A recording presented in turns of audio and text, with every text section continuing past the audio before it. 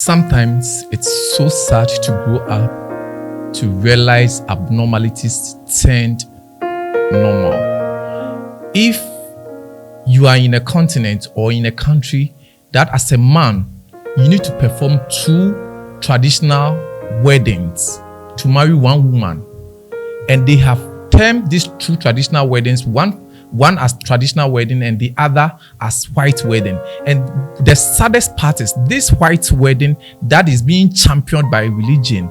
It's someone's traditional marriage. In fact, all the marriages that were recorded in the Bible was a traditional marriage. There is nothing like white wedding. They had a wedding on the first day, which was in their tradition, and they performed another wedding, which was in another man's tradition culture.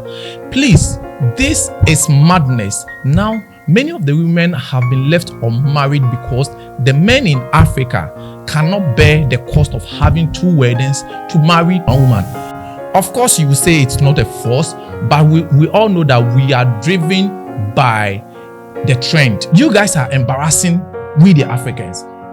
You same Africans are embarrassing us, and you are on the land complaining that Africa is not developing. It is not developing because of these stupidities that you see it to be normal. You see, you glorify it, and you holistically you make it look like it's from heaven.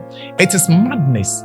If you want to marry 1 week, have 1 week celebration of marriage rituals, you are allowed to do so, but do it in the name of traditional marriage. Meanwhile, if you go to the Western world, they don't recognize anything called 2 weddings marrying 1 woman. They only do perform 1 wedding. When they are done with their traditional marriage, they are done. They go to their vacations or wherever they want to go. But in Africa, we do our traditional on Saturday and we do the white wedding on Saturday. If we do a traditional wedding on Saturday, we do the white wedding on Sunday. And this is being championed by religion.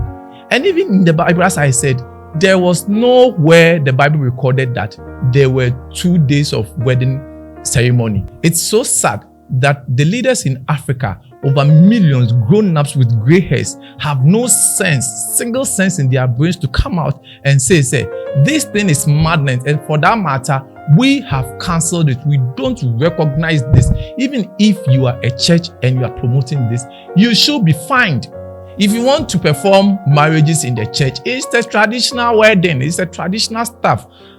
That one, the church does not even come in because it's a wedding and my child is my child. If I decide to give my child to Kojo to marry, no church is supposed to validate it, because in the traditional, we pray.